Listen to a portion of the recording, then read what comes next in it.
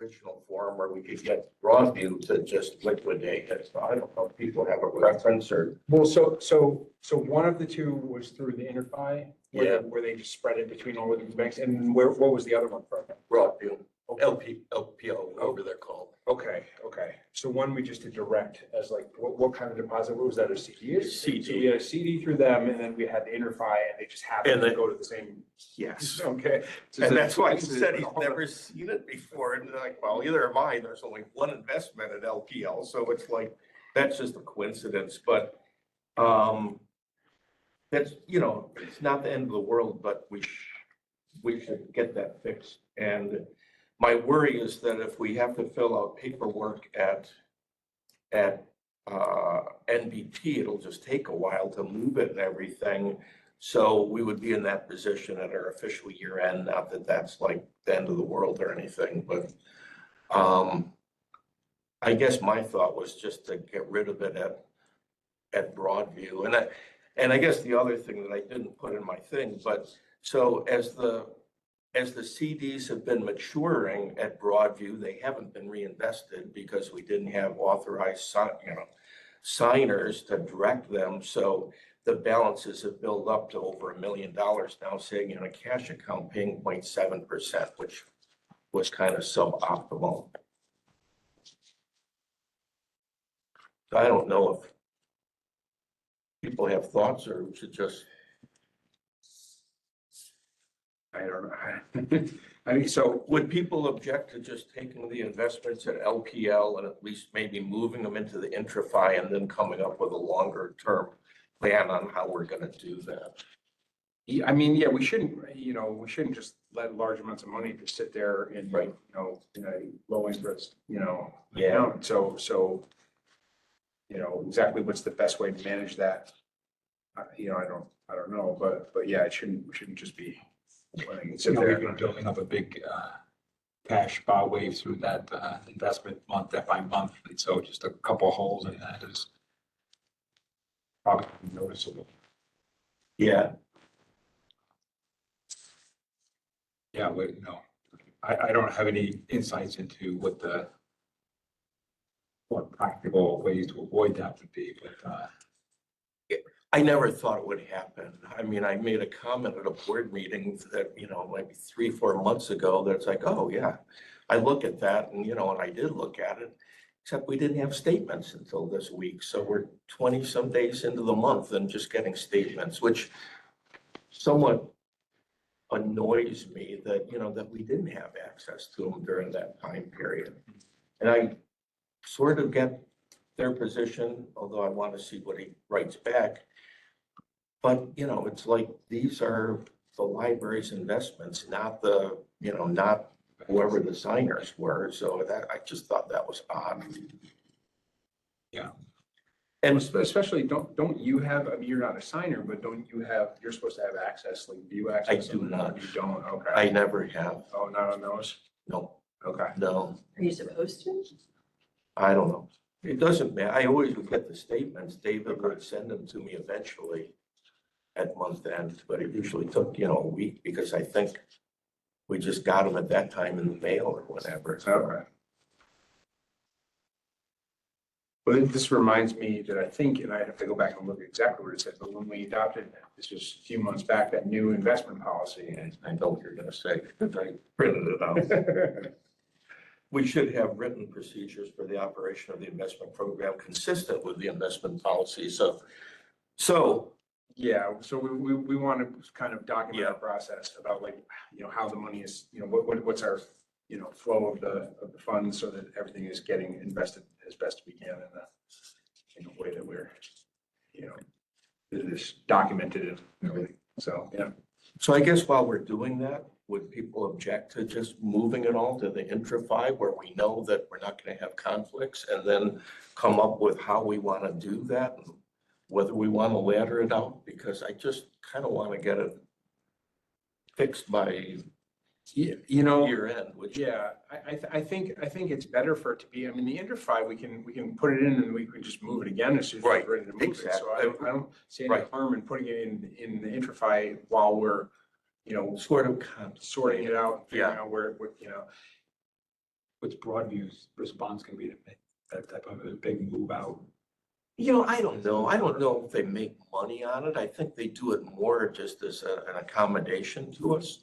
Although I would think if you had $1 million sitting in an account paying us 0.7%, you would think there'd be something in it, you know, some differential maybe. I don't know. I'm not good at that, but 0.7 is a pathetically low rate right now and everything, so.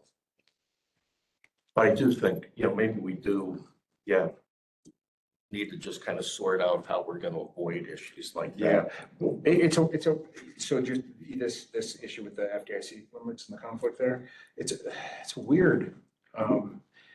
I mean, the IntraFi, that changes all the time, right? Like. I think it does, and that's why, so, you know, eventually we could, if there's an investment at Broadview, we could block it there, but that's gonna take a while and everything. So I don't know how you kind of coordinate that. And this is the first month that that bank showed up as having an investment. So I do think they kind of, you know, get cycled around and everything. Yeah, so it's a weird one, and because when we're doing the CDs, I mean, those are changed every time we invest in those, we'd have to see, is it currently on the IntraFi list, and then block that one that we're in now.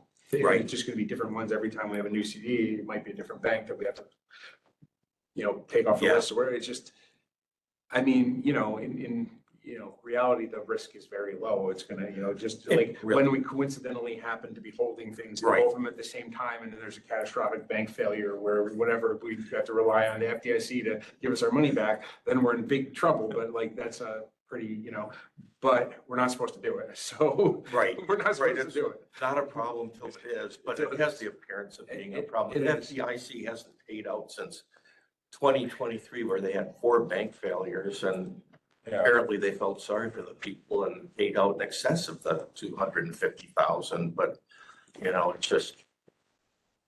Yeah. Just, We're not supposed to do it, so we should Yeah. try and figure out if there's a way to avoid it. But Okay. it's- so I don't know if you're officially a authorized person for Broadview. I don't know if it's completed yet. It's been, he sent all the paperwork and didn't hear anything back, and we were waiting, so I have not heard. You got the statements somehow, Yeah, but I have not heard if you it's, relented on that if it's eventually. official or not. I probably, I don't know. Okay. All right. So just, you know, I guess, so we did get in the tax levy and that was good, you know, very small reduction for the tax tertiary refunds, $136, like that's nothing. Last year we did have that thing where we got in too much money and they lowered our assessment, our levy for this year, and now we're bringing that into income. So it came out the same. There were some adjustments that came through that as assessor adjustments, and we also got a payment in lieu of tax revenue, very close to what we had last year. So that's good. And I know we talked about this. I don't know if there's been other discussions, but at one meeting, when the previous fiscal officers were here, we did, we looked at a schedule that showed the buildup in the credit card account that we were paying it, but not recording the expenses. We did just record about $50,000 in expenses.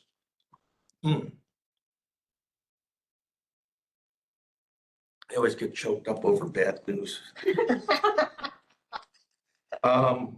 So we did get that recorded through the end of February. We still have to pick up March, April, and May, you know, in the future to get those in and then get on a schedule where we're current. Part of it did kick back into last year, and in doing this, we did make the adjustments into the month where they should have been made. So we did push money back into last year and through the year. So when we look at the statements, at the end of March, we actually ended up, I reran them internally just so that I could carry the balance forward. And we were almost $50,000 more in expenses between the credit card. Pete sent out an email about some unemployment expenses of almost $22,000.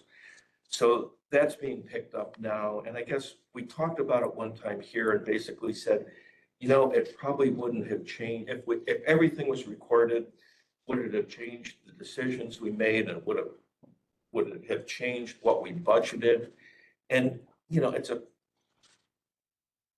it probably would not have. The fact is, we're still, in this statement as of May, we're $315,000 favorable to budget. So we are way under, and that 315,000 doesn't include the money that we put in the budget that we call capital improvements, which is just kind of the number to balance the budget to zero, basically. So I guess it's not like it's a big hit on us, but it's just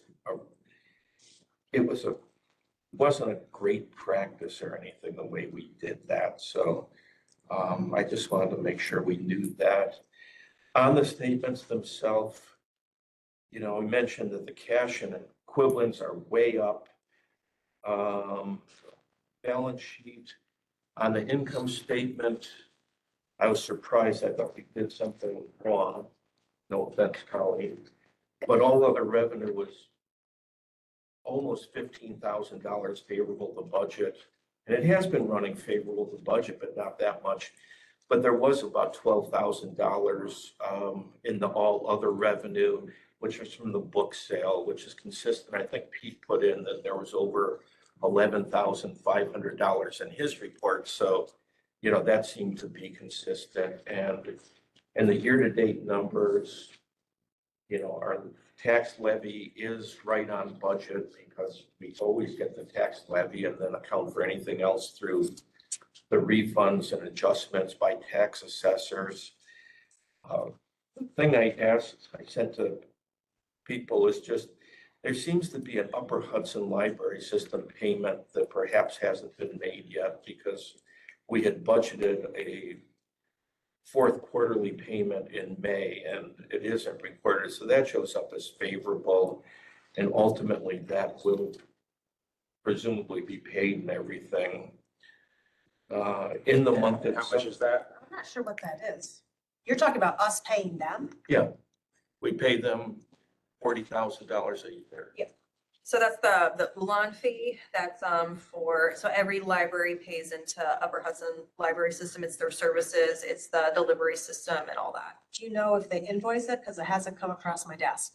We usually do, yeah, it'll There's- sometimes, like yeah, we there's use the been bid 3 delivery and it's either emailed or it'll be put in the bins. All right, maybe I should check to make sure it's not going to Jackie's email. Okay, yeah, and I can follow up with Jonna at Upper Okay. Hudson as well. Awesome. Yeah, so, you know, that was in there. Slight variance in building maintenance, line 15, we're about $3,000 over budget. I know we spent $5,995 for sealing and striping of the parking lot. I guess you look at the year-to-date variances and, you know, we've talked about professional fees that we started out with, you know, higher than what we would normally have as professional fees because of some things that they were looking into. Building maintenance has been running over budget. I think part of that was a chilling unit or something. I guess as the year goes by, I should write all these down so I remember them from month to month.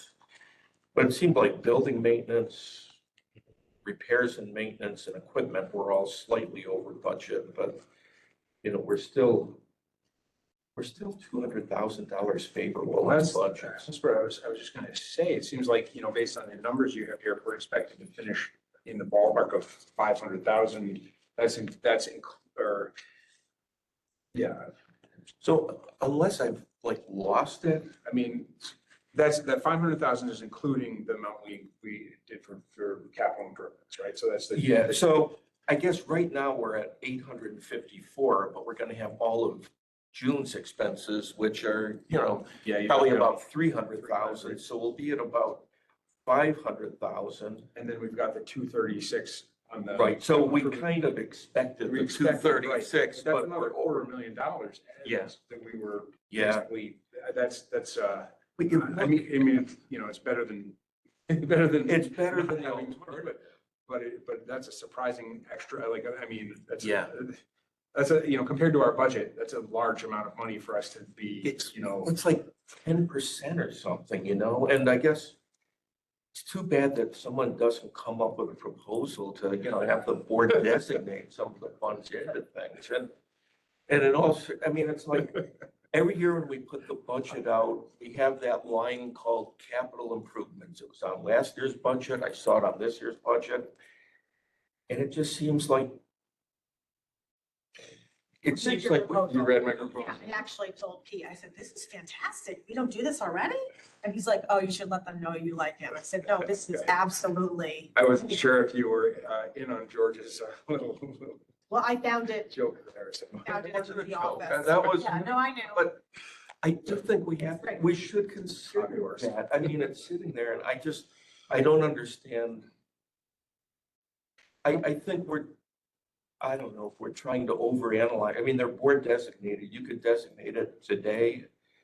And next week, if something came up, you could change that designation, but that's just, it does seem like a lot. I didn't think it was running that much, but you look at salaries and wages and they're almost 200. I don't know, does that seem consistent with staffing and everything but we are recruiting and everything probably?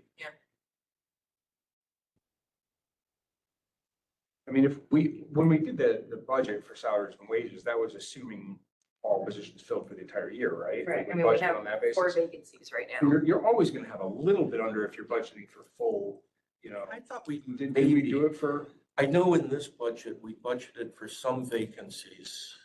Okay. I remember that because I can't remember originally now. the salary was up like 8%, and that seemed to be sort of inconceivable considering we had early retirement incentives and everything. So we kind of looked at it and budgeted some vacancies. And I thought Pete said maybe but I thought we some worked in vacancies some- in next year. Yeah, I Yeah, think we did okay. work in some. Yeah. I don't remember if it was all of it, but we did have, from what I remember. All right, well, whoever is chair of this committee this next year, I'm gonna be in there here about moving that forward to try and get that. I don't know. I just think it would, What? So this will be the year. Well, you know, and I found, and I know that one of the concerns, and it's not, it's only, you know, it's related, but they're not dependent on each other. But there was the two separate issues. One is the issue of, do we do some sort of, you know, long-term budgeting with these board designated reserve funds? So we're saying, okay, this is the reasons why we're saving these reserves. We're designating for these particular purposes that, you know, that we need the money for. And the second was the issue that I think, and I think this was your concern too, I think related to this whole thing, was the issue of, are we trying, is the goal of this or one of the results of this or whatever, that we decrease our annual tax levy or in some years or whatever, because we whatever our future budgeting or long-term budgeting doesn't justify the full amount of the tax levy or things like that. And again, I see them as conceptually distinct. You know, I think the one just gives us more transparency and clarity about how much funds we actually have, and the other is just a choice we make about, you know, how much we want to save. But on that second point, I stumbled across something that I wasn't aware of, which is, you know, we had been operating, I think, on the assumption that because that 2% tax levy increase is based upon of your previous year's tax levy. You start with the previous year's tax levy, and there's that formula, and there's the 2% increase, and there are growth factors, and there's, you know, these other adjustments or whatever, and then you get your maximum tax levy for the next year. So the idea was, if you don't take the maximum tax levy, you're basically, it's a compounding issue, and you decrease what you can get the next year.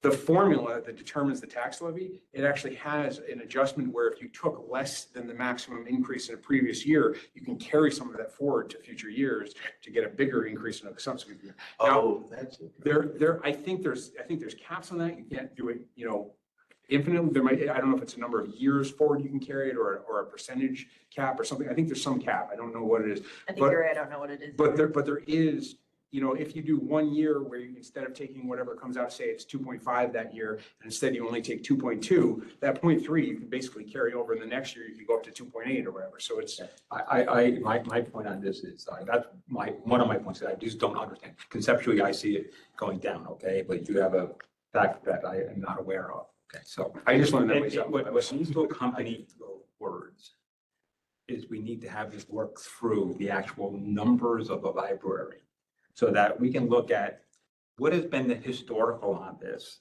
Yeah. as a frame of reference, and then what are our projections going forward, and then play some what ifs off of that to say, what if this, and this, what's the impact? What if this, and this, what's the impact? But that's how we need to have this discussion to move it through the entire board. It just can't be a set of words and a bunch of people saying in this account and this, and you know, you're Need talking about, scenarios. you're saying you're the capital improvements. I'm looking on the statement. I'm not that familiar with these statements. I'm looking here. Where's capital improvements on this line? But it's not on here. You're saying it's in the budget someplace, and that's in the spreadsheets that's not even in this room.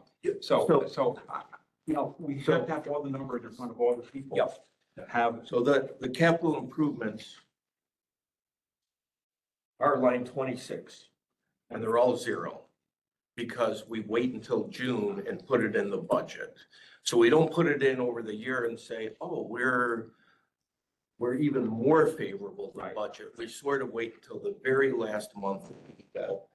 And, you know, I mean, when we looked at the budget for next year, the capital improvements line was maybe 136. So, you know, there were more expenses and everything. So, you know, is it narrowing a bit? Maybe, but I don't think we expected it to be as high as it was this year. So when we I put think together the we need to budget have, back then. you know, have this out in terms of what the numbers are. You know, what we did when it came time to doing the capital program. You know, the library contributed a big piece of. Yeah, like 1.8 million or A something. big piece of the Yeah. number. Well, And politically, that was one of the things that helped maybe get that over the voters' finish line. If that 1.8 wasn't there, you had to ask the voters for this much more. right. Would they have might be on the approved card. that program? And the fact that the library was there, now, it comes down to this, you know, the taxpayers paying through the tax levy are paying at a higher rate than they would on finance. Yeah. Okay. But I don't know. well, it's a change of time. It's a change, a big change of time, but also a change in, yeah. We're gonna pay a little bit longer versus a lot more upfront, and it's time value of money. It's basically what it comes down to. But I think, in terms of the politics of the voting, I think that. I have no objection to that. And again, I've always said I have no objection to us budgeting for the long-term eventual major, like, you know, whatever, if it's 20 years or 25 years from now that we're going to need either a new building or another major renovation of the whole thing, budgeting now with that expectation and putting money away from that, we should be clear that that's the purpose and that's what we're doing and putting that money. I have no problem. I'm not a big fan of debt financing. And I think the bigger chunk that we can put in as money that we've saved in reserves specifically for that purpose, rather than asking for a big bond issuance all at once. I have no objection to any of that. I just think This can all get resolved, this can all get resolved by a set of numbers that reflect this, the number of what ifs that go around it. Yeah, and I'd be happy to try and, you know, if you want to work on I that. haven't had it as What? manager here for Yeah. a while, so I just think that this is something our new finance manager could probably look at in terms of how to formulate this. But I would like to go through the spreadsheet to make sure I'm happy with how the spreadsheet works to tell this story.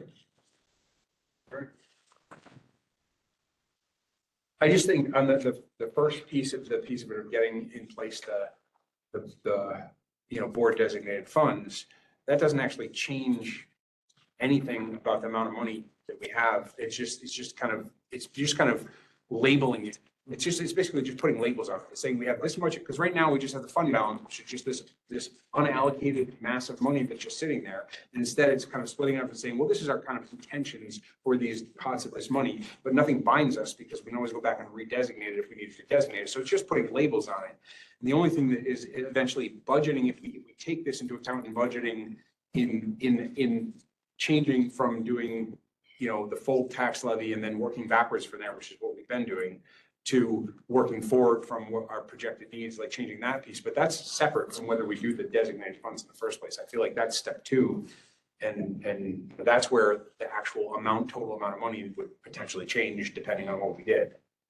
You know, and I can see how there's, one could be a step toward the other, but they're conceptually distinct. Like, we could, start doing the designated funds and not change anything about the way we, decide our tax, levy for the year. But I don't know, but, did you finish everything you were gonna go over, or? Just, I did put in that, Cory had brought up that at our annual meeting, we typically appoint the auditors and, I think we can do that based on the way we've always done it. But I think that we're still gonna sort of look at what the best thing is over the next couple of months. And I think that appointing the auditors doesn't commit us to that because there isn't an agreement in place, and until that happens, Okay. we're not officially authorized. I just wanted to make sure we told you that, and I think that's it. And if there's time, we had a purchase request. So I believe as a director, Pete's limit to approved purchases is $10,000. So we have a request for $10,700. It's for our copier. Historically, we've released our copiers and renewed every 3 to 4 years. There's been kind of administrative overhead issues, like sometimes we don't get accurate invoices and then we end up having to pay like multiple months at a time. So our department head, IT, Sean, kind of looked into this. And basically he learned that we have the option to purchase the machines outright for $10,700 instead of continuing 3 years of 296 monthly payments.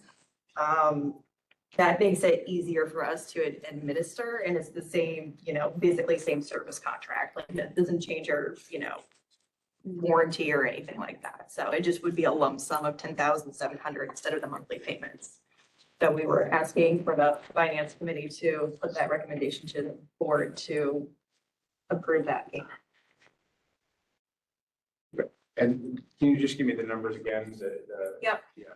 So it would be outright for $10,700 instead of continuing 3 years of 296 monthly payments.